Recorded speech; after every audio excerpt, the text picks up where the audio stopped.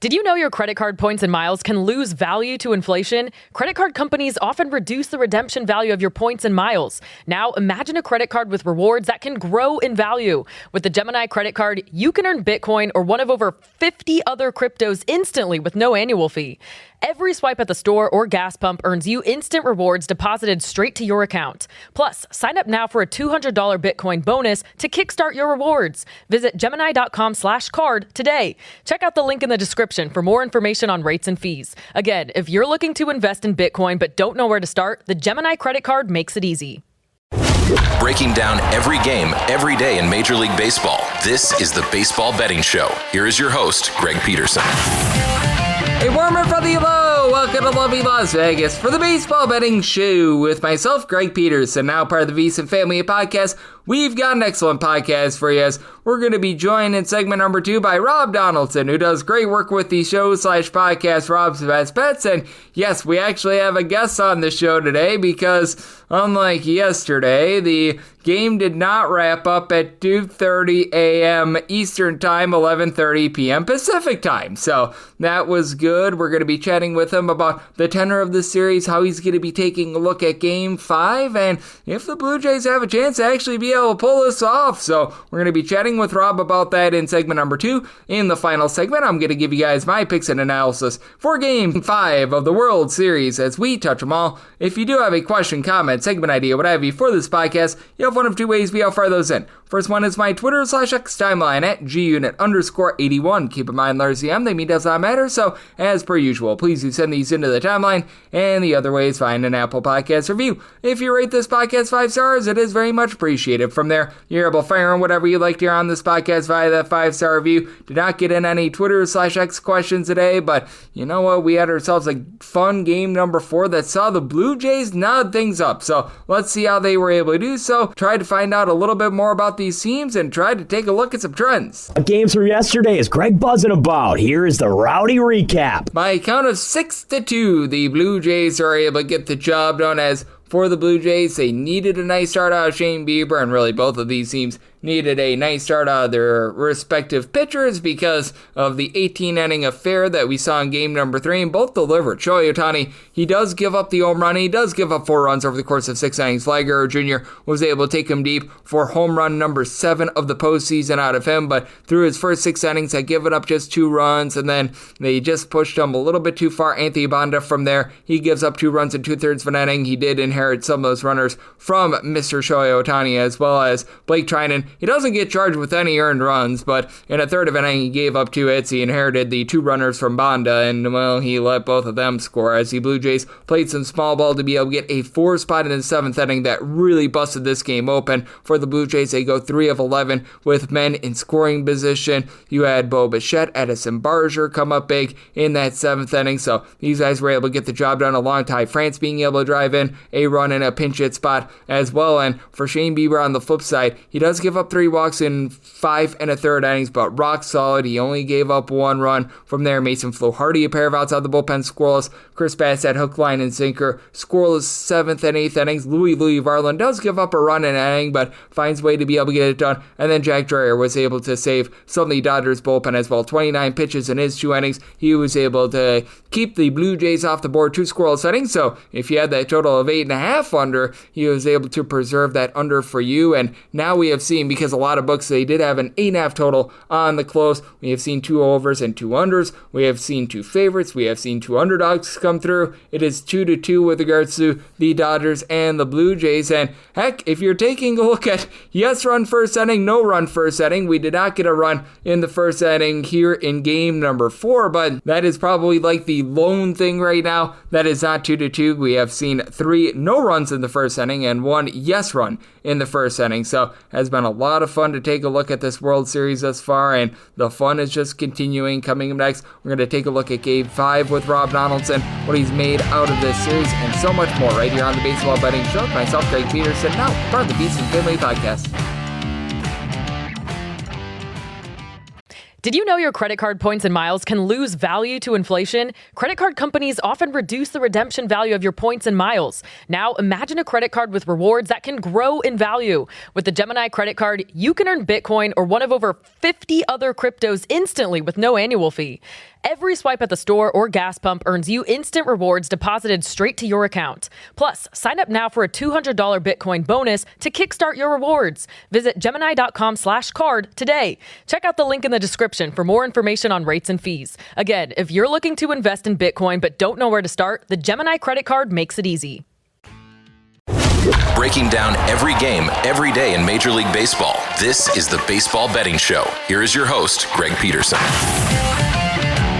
And we're back here in lovely Las Vegas for the Baseball Betting Show with myself, Greg Peterson, now part of the VSiN Family Podcast. Always great to be joined by Rob Donaldson. He does a great job with the show/podcast, Rob's Best Bets. He's been gauging this great game of baseball all season long. He has joined me so often on this podcast, and we've got another opportunity because, well, we didn't have any sort of a guest in game number 3 after that because the game wrapped up at midnight Pacific time. Fortunately, game number 4 was a little bit more reasonable, and you're able to follow Rob on Twitter/X at RobDFB altogether. And Rob, always a pleasure, my friend. Thank you. Yeah, Greg, it is always a pleasure, man. We've been doing this since the very, very beginning when it was, cold the first time on the front end of the year. Now we're cold on the back end of the year if you're in the Midwest or Northeast. And yeah, man, it's been an excellent series so far. We had a crazy game 3, and for your boy over here, we've swept 3 of the 4 games on the betting front. So it's definitely a nice feeling so far. Yeah, absolutely. And Rob, it has been a very fascinating series. And what have you made out of it? Because you've done a very good job on the betting front. And as of right now, pretty much everything in this series, the actual money lines, the totals, the year-fee, nerfies, pretty much everything is equal at this point, 2-2. What I think it kind of comes down to ultimately is, kind of like what we were talking about before the series. Every single night, it kind of feels like the Blue Jays are destined to give up something. It's just a matter of, hey, when they give up something, can their offense get over that next level hump? And in game 1, that proved to be the case. In game 2, their offense couldn't show up. In game 3, it was kind of a mixed bag of really everything. And then in game 4, the Blue Jays offense showed up again. It's kind of one of those crazy things where the Blue Jays feel like a one-trick pony, but that one trick is really awesome, keeping them in the series. Heck, there's arguments that they were the better team for most of that game 3 as well, if you count the front end of that game 3. I think right now we have an excellent series on our hands, and it's kind of at the mercy of how many runs the Blue Jays put up in a given day. Absolutely. And we did see the Blue Jays actually win game number 4 with the total going under. How do you take a look at things moving forward? Because both of the teams were able to get good length out of their starting pitchers. Shane Bieber went 5+ innings. Shohei Ohtani was able to end 6. And that was much needed after what we saw in game number 3, where every single reliever on both sides went. And we almost had Yoshinobu Yamamoto versus Shane Bieber towards the back half of game number 3, which would have been great entertainment. Yeah, that would have been absolutely fantastic. What we got was, an Amish hurler, a guy who looked like he was Amish, going out there and just doing something that... Will Klein, man. I mean, what an absolute legendary performance, because I don't even think he thought he could go out there and do it over. Capitalized off with a strikeout, which ended up being, I guess, the game-winning strikeout in a way. And now what we do have going up here in game 5 is 2 bullpens that are absolutely toast. Obviously, we did see the starting pitchers do a little bit of a service to the bullpens in game 4. But when you're coming off of a crazy game 3 and you still have to use the bullpen in game 4, it's not like they're just, we're fully fresh. We're ready to go. No pitch counts wasted whatsoever. And now we have Savage versus Blake Snell. And which one of those pitchers kind of feels the most pressure to perform, to go long in the game, to help out the bullpen for the future games to come? I think Savage is the one that you point to, right? And say, hey, it's going to have to be in a sort of out of your school performance from him to get it done. And from that standpoint, I am looking at Dodgers team totals over in that game. I also think that although the Blue Jays can get to Blake Snell, I don't think it's going to ultimately be enough. And so I am going to be willing to take the Dodgers on the run line here in game 5 as well. Yep, and with the LA Dodgers, it is going to be a lot of fun to see what we get here in game number 5 as we are getting openers just as we are doing this. We literally are recording this about 5 minutes after game number 4 wrapped up, and right now I'm seeing a Dodgers run line of a plus 112, and I'm seeing a total of 8. Where would you be willing to go with that 8? Because for Blake Snell, he did get roughed up in game number 1, but that was just the second time all year that he gave up more than 3 earned runs at a start. And you said it with Trey Savage, lots of pressure on him as a rookie, having to pitch on the road in the World Series in just his 8th career start. Yeah, and I think we lose track of that a lot of times, right? Of he's doing so fantastic. Heck, even a guy like an Addison Barger who's been going off and doing his thing all series long. Like, these guys were in the minors to start the year, and now they're in the freaking World Series playing against the Los Angeles Dodgers in LA, having to hold it down for their squads. And, more power to them, right? Like, they've been doing so well, but eventually that dam kind of has to break a little bit. And Savage is kind of the guy who, although you can hide a player in a lineup, you can't really hide a player when he's on the bump. Shohei Ohtani, Freddie Freeman, and that Dodgers lineup top to bottom. And so from that standpoint, I probably still take the under, because if we're looking at the full game perspective, I think we're looking at the under because of Blake Snell and how he can kind of subdue a good Toronto lineup here in his second appearance against them. But ultimately, I think the best way to align yourself here is maybe more so a Blue Jays team total under rather than a full game, and then maybe a Dodgers full game team total over, as well as kind of going hand in hand there. And is part of that just a little bit of an ode to what Blake Snell has been able to do this year? Because I do think that with Blake Snell, even though he did get roughed up in game number 1, I fully expect him to bounce back and be the Blake Snell that we've been seeing all season long and do a nice job of be able to hold the Blue Jays at bay. Yeah, and ultimately, when you look at how they got after him in game 1, it was kind of Dalton Varsho, who is always one of those hitters that can just lift you and hit the ball out of the ballpark. And certainly the Blue Jays have a number of guys in this lineup that can do that. But I think his approach is going to be a lot more tentative, especially, and this is kind of the game flow or game script scenario of the Dodgers being able to get after your Savage early when he's thinking, hey, I got to go long in this game. Sometimes when you apply that level of pressure rather than being the front end series starter like a Savage was the first time we saw him, that's such a different dynamic. And so, yeah, I do think a lot of player props for the Dodgers are going to be in play tomorrow from a home run perspective. Hits plus runs plus RBIs, total bases, and ultimately Blake Snell, he just needs to be good enough, and I think his good enough is going to be something like 6 innings pitched, 2 earned runs, and the Dodgers offense is going to do the rest.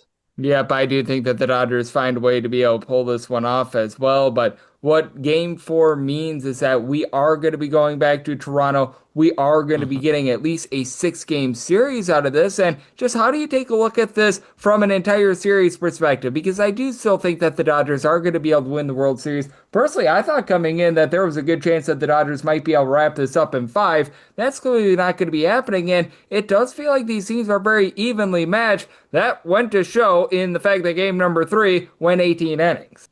Right. And again, it kind of goes back to the point of this series has almost been at the mercy of the Blue Jays lineup because it's held serve, right? It hasn't been playing great every game, every single time out, but in 3 of the 4, the offense showed up. And if they showed up in the extra innings or even in the 8th or 9th inning in game 3, we're looking at this series as being in a very interesting spot, should we say, where the Blue Jays might actually have a serious upper hand going back to Toronto. But I think that's the kind of the nature of this series is, hey, do we feel like the Blue Jays lineup can score more than 4 runs in this given game? If we feel like that is a possibility, taking them at that plus money price that they've been just getting time in, time again, I think that's the way to approach it. But ultimately, here in game 4, I think that's kind of where you zig, where the Blue Jays lineup has been zagging, and you do take the Dodgers. But ultimately, throughout the rest of the series, when you head back to Toronto, I don't think there's a single pitcher that the Dodgers can throw at this lineup that you can feel ultimately confident can just go in and just absolutely shut them down.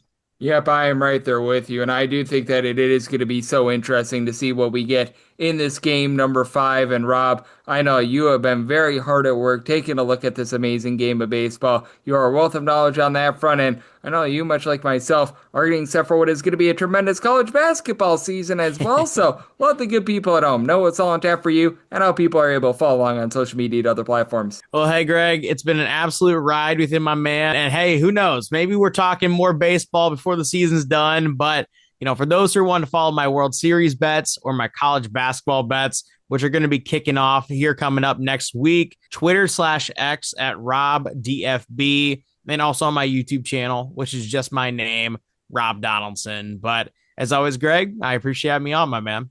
It is always great to be able to get Rob aboard. He does such a tremendous job taking a look at this great game that we all know and love of baseball. Every single time he joins me, he lends such great insights, and he did so once again today. So a big thanks to Rob for joining me on the Baseball Betting Show, now part of the VSiN Family Podcast. And coming next, it is that time of the podcast. I give you picks and analysis for Game 5 of the World Series as we touch them all.